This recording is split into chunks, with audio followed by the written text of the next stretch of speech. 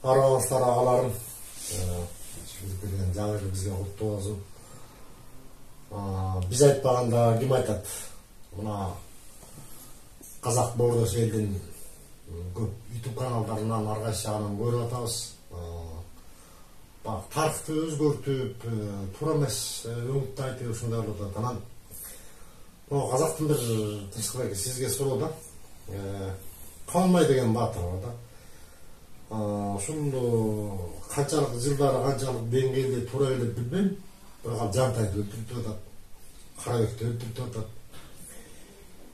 Мунун жылдары доорлору туура келеби? Атакен өлтүрүп атат. Атакен өлтүрүп атат. Санжарада, биздин Санжарада башка айтылат. Казактар ошо Кабанбайды өзгөчө эле дартуу батыр кылып эле жанагы деле баарын өлтүрүп атат да. Санжараны айткан адам бузбаш керек. Бул тик казакка да, кыргызга да бояп келбейт. Биз эгерде Санжар айтсак, биз ушундай бир багытты кармашыбыз керек да. Казакта ооба Кабанбай батыр деген болгон, бирок бул өз аты эмес, Кайман аты. Өзү Камандай болгон, Лейгенчи болгон ошондо өз аты Ерасыл, Кожакыл уулу дейт. Бул менимче Наймандан тарайт да. Бул эме бизден Найман менен казактын Наймандардын аталыктары дал келбейт. Анда сүрүштүр керек. Булар баягы Өкүрештен таратат. Өкүрештен Сүгүрши, андан Бердибай, андан Төлөгөтей деп таратат да. Төлөгөтейден ошо Каракерей, Матай, Садыр, Төртул деген 4 бала. Ошо Каракерейдин урпагы жанагы Каракерей Кабанбай азыркы айтып аткан. Өз аты Ерасыл, Кожакыл уулу. Бул болжол менен 1694-95 жылы төрөлгөн окшойт. Менен бай казактын шежиресинде карап, казактар менен сүйлөшүп, бул мифический баатыр эмес, бул чын эле баатыр. Өтө чоң чыны бар. Кабанбай деп койгон себеби өзү айтып калган, бир жерде абдан чоң балбаңчы болгон, ат көтөрө алчу эмесмин, өтө зор киши болгон. Экинчи бул жанагы айылдык кабандар каптап киргенде кабандарды көп кырганда, ошонусун Каманбай деп коет. Муну Абылай кезегинде аскери башы болуп Каманбай жүргөндө Дарабоз деп ат койгон. Муну Абылай өзүнүн аты койгон. Баягы Абылайдын оң колдорунун бири болгон ушул Каманбай болгон. Эми мен айтайын дегеним эмне? Казактын элдеринин баягы видеосун карап турсаң, Кабанбай баатыр 1769 жылы бул Сарбагыш руусунан белгилүү Атаке баатырды билесиңби?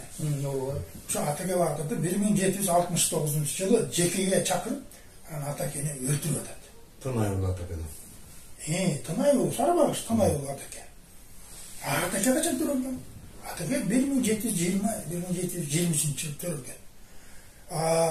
1769 жылы канча жашта болду Атаке?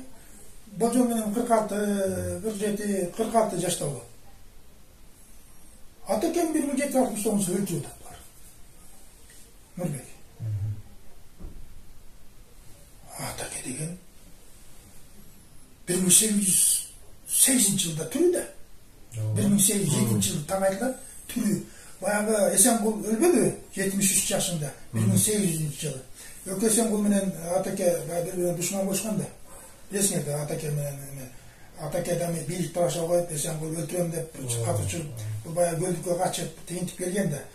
Ошентип жүргөндөн кийин баягы Эсенгул өлгөндө, 1800 жылы Эсенгул өлгөндө, Атаке барып жанагы түпөкүн ажырлап коюп турбайбы, кичинекей. Баягы көрүн казып атканда көргө кирбеди. Казанакка кирип айтып атпайбы, түрүү кезинде тынч жаткан эмес, жок дегенде көрдө тынч жатсын. Бул найзанын учу тийбесин, ошого чейин чоңураак казгыла деген да. Демек, жана 1807 жылда түрө деген сөз туура болуп атат да бизгечи. Жаба сен Орусияга. Ооба, 1785 жылы Казактар канча жылы өлтүрүп атышат анда? 1769 жылы өлтүрүп атпайбы?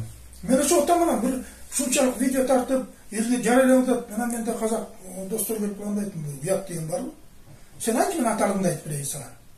А сен эмне үчүн мен атамды 50 жыл эрте өлтүрүп атасың? Ошентип Атакени өлтүрүп атат. Анан 1770 жылы дейм қарып қалған. Қарып қалғанда Қарабек барыпты Жантай менен. Видеосында көрсетілді. Қабанбайға. Қабанбай барып тұр, сен қарған чал, атам несінен шық деп. Анан баяғы Қабанбай өзі бағатар кешет сонда. Ерекше қарып қалған сонда. 1769-70 жылдарда. Айтып отыр. Қарасам да мені ат қалай меңзеп қоя алайыншы.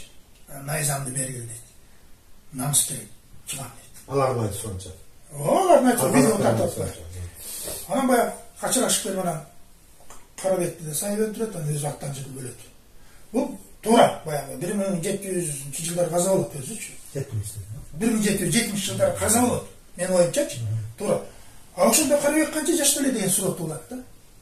Қарабек деген 1834 жылы Қарабектің енесі Таштанбек Қарабек өлгенде баяғы ашта қарап тұрып Жантайды хан көтереді. 1834 жылы Çoğun aş verip beni. чоң аш беріп отыр. Ал бұл болса 1770 жылы өлтіріп қойды. Бұл төреледі. Жантай қалып айтпасам 1803 жыл төреледі. Ошон жыл төреледі. Дайын деген 33 жыл бұрын өлтіріп қойды. Жантайды да Қарабекті да. Өкөнді теңгіледі. Жоқ, Жантайға тебе. Қарабекті өлтіріп отыр. А Жантай осы жерде жанында екен деп отпай. Жантай төреледі. Өзінің атасы Қарабекті ашып кетсе бір 7-8 жаштағы бала. Анан ошоға Қабанбай чыкмак беле. Бул да мен жанагы казак туугандарга айттым, ай.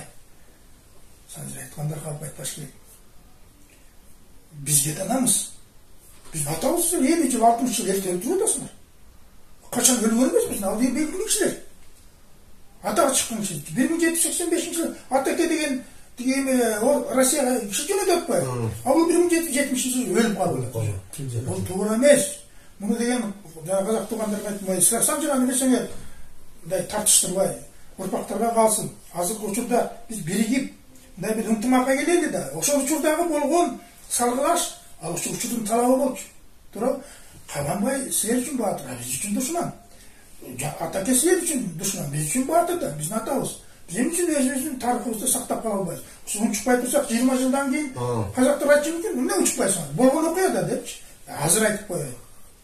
Мындай туура эмес. Мына деген тууралап айтыш керек. Эч качан Санжыра айткан киши калп айтпаш керек. Анткени бизди арбак сыйлабайт. Мен ошон үчүн кээде ойлойм өзүм дагычы.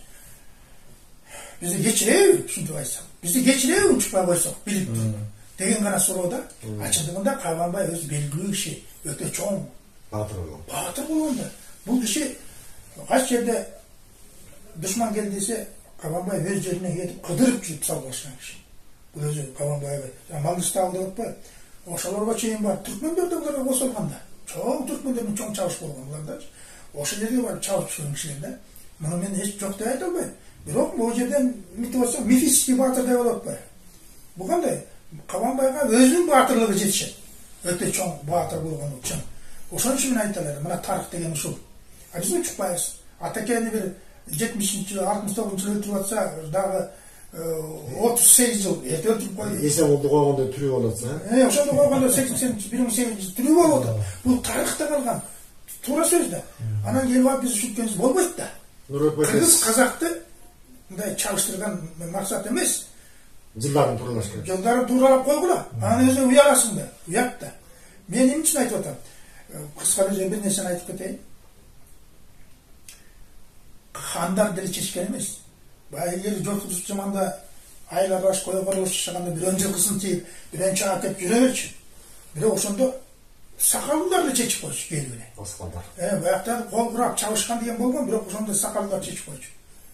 Бизден кийинкилер боюнча ушак айтып отурсак, чоң чабышкан алып келет да. Биз өзүбүздүн намысыбызды сактайлы. Биз дагы баягы Куда деген кишибиз болгон чындыкты айтып коелу деген гана ойда. Ошон үчүн мен ушу казак туугандар айтар элем. Мына мен тааныйм жигиттерди, казактардан сүйлөштүк. Ушунчалык абдан ыраазы болду. Тынчтык эке, рахмат. Түздөгөнүңүз, түздөп жүргүлөр балдар. Мен аны мифический баатыр деп айтпайм. Бирок анын баатырлыгы жетишет.